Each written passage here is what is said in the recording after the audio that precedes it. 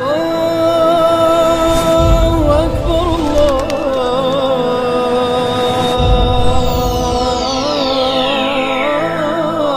أكبر. بسم الله والصلاة والسلام على رسول الله وعلى آله وصحبه ومن والاه. أما بعد، أرحب بجميع المشاهدين والمشاهدات في درس جدید. ناظرین اور ناظرات کو خوش آمدید. وأقول السلام علیکم ورحمۃ اللہ وبرکاتہ. كيف حالكم؟ أرجو أن تكونوا بخير وعافية. ندرس اليوم الدرس السادس. آج ہم چھٹا سبق پڑھیں گے، اور آج کے سبق میں ہم انشاءاللہ ہو ضمیر اور ہا ضمیر کا استعمال سیکھیں گے اور ان دونوں کی مشق کریں گے. تو آئیے شروع کرتے ہیں. حضرات گرامی، ہو ضمیر یہ اس وقت استعمال ہوتی ہے جب بات کرنے والا یعنی متکلم کسی چیز کو غائب آدمی، غیر موجود آدمی کی طرف منسوب کریں، تو یہ ضمیر اس وقت استعمال کی جاتی ہے. اور یاد رکھیے، یہ ضمیر صرف اور صرف مرد کے لیے استعمال ہوتی ہے، عورت کے لیے استعمال نہیں ہوتی. دوبارہ سن لیجئے. ہو ضمیر اس وقت استعمال ہوتی ہے جب بات کرنے والا یعنی متکلم کسی چیز کو غائب آدمی، غیر موجود آدمی کی طرف منسوب کرے، تو اس چیز کے آخر میں اس ضمیر کو لگا دیا جاتا ہے. اور یہ ضمیر صرف اور صرف مرد کے لیے استعمال ہوتی ہے، عورت کے لیے استعمال نہیں ہوتی. مثلا میں کہتا ہوں کہ یہ موبائل فلاں آدمی کا ہے، فلاں کا ہے، اس کی نسبت کسی غائب آدمی، کسی غیر موجود شخص کی طرف کرتا ہوں، تو اس موبائل کے نام کے آخر میں ہو ضمیر لگا دوں گا اور کہوں گا عربی کے اندر ھذا جوالہ، ھذا جوالہ، یہ اس کا موبائل ہے، یہ اس کا موبائل ہے. دوسرے نمبر پر ہے ہا ضمیر. ہا ضمیر کا معنی ہوتا ہے اردو میں اس کا، اس کی. اور یہ ضمیر اس وقت استعمال ہوتی ہے جب بات کرنے والا یعنی متکلم کسی چیز کو غائب عورت، غیر موجود عورت کی طرف منسوب کرے، تو اس وقت یہ ضمیر استعمال ہوتی ہے اور اس چیز کے آخر میں لگا دی جاتی ہے. جی دوبارہ سن لیجئے. ہا ضمیر اس کا معنی ہوتا ہے اردو میں اس کا، اس کی.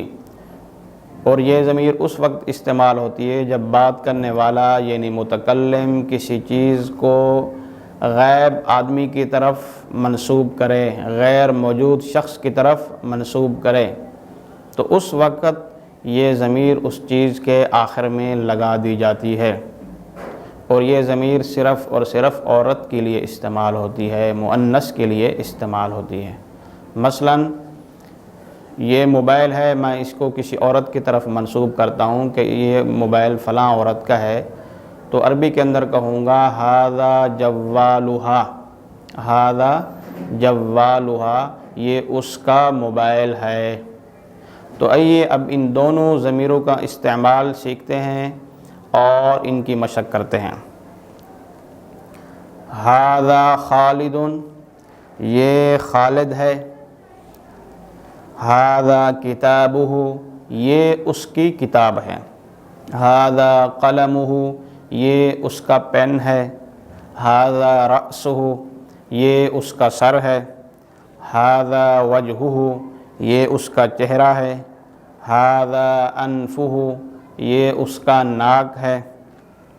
ھذا فمہ، یہ اس کا منہ ہے. ھذا لسانہ، یہ اس کی زبان ہے. من ھذا، یہ کون ہے.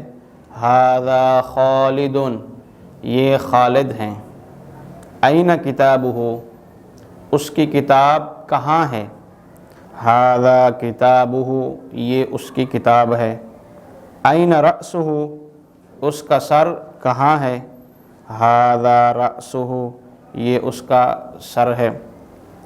این صدرہ، اس کا سینہ کہاں ہے؟ ھذا صدرہ، یہ اس کا سینہ ہے۔ جی اب ہا ضمیر جو کہ عورت کے لیے استعمال ہوتی ہے، مؤنث کے لیے استعمال ہوتی ہے، اس کا استعمال سیکھتے ہیں اور اس کی مشق کرتے ہیں۔ ھذہ فاطمہ، یہ فاطمہ ہے۔ ھذا کتابھا، یہ اس کی کتاب ہے۔ ھذا قلمھا، یہ اس کا پین ہے۔ ھذہ ساعتھا، یہ اس کی گھڑی ہے۔ تلک کراستھا، وہ اس کی کاپی ہے۔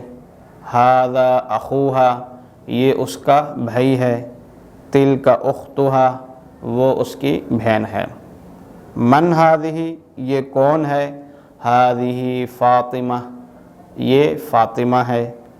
این کتابھا، اس کی کتاب کہاں ہے؟ ھذا کتابھا، یہ اس کی کتاب ہے۔ این ساعتھا، اس کی قلم کہاں ہے؟ این ساعتھا، اس کی گھڑی کہاں ہے؟ ھذہ ساعتھا، اس کی گھڑی، یہ اس کی گھڑی ہے۔ ھذہ ساعتھا، یہ اس کی گھڑی ہے۔ این والدھا، اس کا والد کہاں ہے؟ ذاک والدھا، وہ اس کا والد ہے۔ لمن ھذا الکتاب، یہ کتاب کس کی ہے؟ ھذا کتاب محمود، یہ محمود کی کتاب ہے۔ لمن ذاک القلم، وہ پین کس کا ہے؟ ذاک قلمہ، وہ اس کا پین ہے۔ لمن ھذہ الکراسہ، یہ کاپی کس کی ہے؟ ھذہ کراسۃ زینب، یہ زینب کی کاپی ہے۔ لمن تلک الساعہ، وہ گھڑی کس کی ہے؟ تلک ساعتھا، وہ اس کی گھڑی ہے، وہ اس کی گھڑی ہے۔ جی اب اس کے بعد مشق ہے، تو مشق میں سب سے پہلے عربی کے الفاظ دیے گئے ہیں، ان الفاظ کے آخر میں ہم نے ہو ضمیر لگانی ہے۔ تو آئیے شروع کرتے ہیں۔ ھذہ عین، یہ آنکھ ہے۔ اب اس کے آخر میں ہو ضمیر لگائیے۔ ھذہ عینہ، یہ اس کی آنکھ ہے۔ ھذہ اذن، یہ کان ہے۔ اب اس کے آخر میں ہو ضمیر لگائیے۔ ھذہ اذنہ، یہ اس کا کان ہے۔ ھذہ ید، یہ ہاتھ ہے۔ اب اس کے آخر میں ہو ضمیر لگائیے۔ ھذہ یدہ، یہ اس کا ہاتھ ہے۔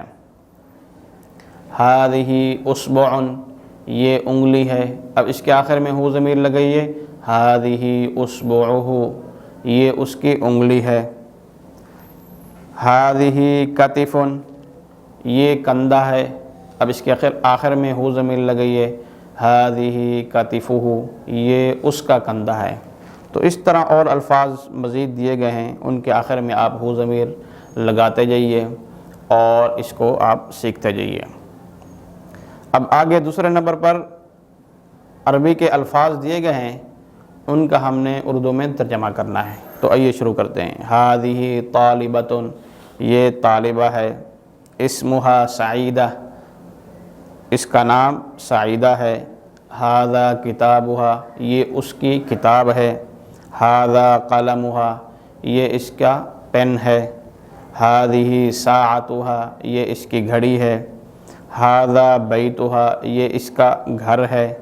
وتلک مدرستھا، وہ اس کا مدرسہ ہے، اسکول ہے۔ ھذہ امھا، یہ اس کی ماں ہے۔ وذاک ابوھا، اور وہ اس کا والد ہے۔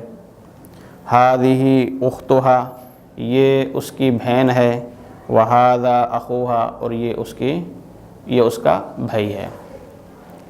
اب آخر میں تیسرے نمبر پر اردو کے جملے دیے گئے ہیں، ہم نے ان کا عربی میں ترجمہ کرنا ہے۔ تو آئیے شروع کرتے ہیں۔ یہ میرا بھائی ہے، ھذا اخی، وہ طالب علم ہے، ذالک طالب، تمہارا بھائی کہاں ہے، این اخوک، اس کا کمرہ کہاں ہے، این غرفتہ، این غرفتہ، تمہارا اسکول کہاں ہے، این مدرستک، تمہارے استاد کون ہیں، من استاذک، ان کا گھر کہاں ہے، این بیتہ، یہ میرا ساتھی ہے، ھذا صدیقی، یہ اس کی کتاب ہے، ھذا کتابہ، یہ اس کی کاپی ہے، ھذہ کراسۃہ۔ تو حضرات گرامی، آج کا سبق بس اتنا ہی کافی ہے، تو مجھے اجازت دیجیے۔ وَإِلَى اللِّقَاءِ، والسلام علیکم ورحمۃ اللہ وبرکاتہ۔